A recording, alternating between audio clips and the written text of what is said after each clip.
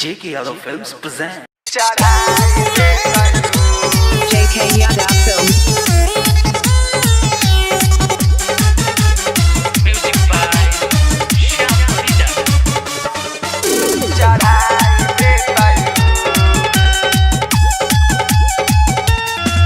ए हो कान्हे कावर लेके देव घर चल जइतई हो।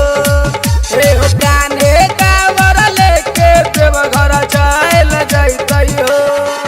जनकपुर के छौरा जल चढ़ाई देतई हो। सीतामढ़ी वाला छौरा जल चढ़ाई देतई हो। ए हो कान्हे कावर लेके देव घर चल जइतई हो।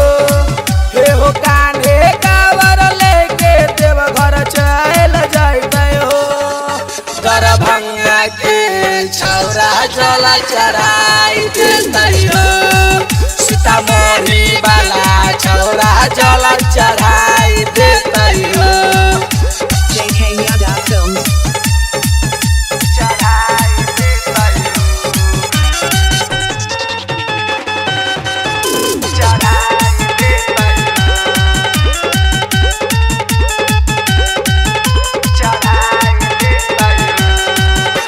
साल भर पर देव घर जाके बोलबम के नारा लगैतई हो।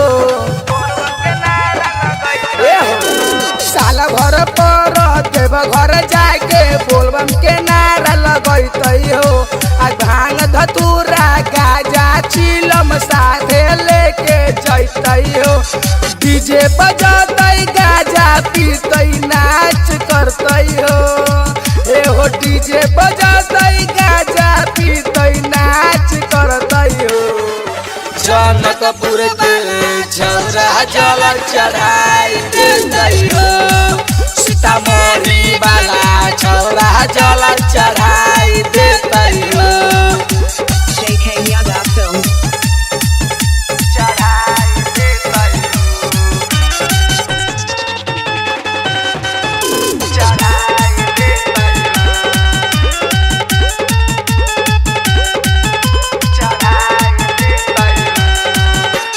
राजीव राजा देव घर गइले लई के काने कावर हो। राजीव राजा देव घर गइले लई के काने कावर हो। राइटर लव कुछ साथे गइले लई के गाजे चिलम हो। देव घर जाके गाजा चिलम चढ़ाई देतई हो। हे हो देव घर जाके गाजा चिलम चढ़ाई देतई हो। दरभंगा के छौरा जल चढ़ाई देतई हो। सीतामढ़ी वाला छौरा जल चढ़ाई देतई हो। हे हो कान्हे कावर लेके देव घर चल जइतई हो। हे हो कान्हे कावर लेके देव घर चल जइतई हो। दरभंगा के छौरा जल चढ़ाई देतई हो। सीतामढ़ी वाला छौरा जल चढ़ाई देतई हो। बुझल बम। JK Yadav Films.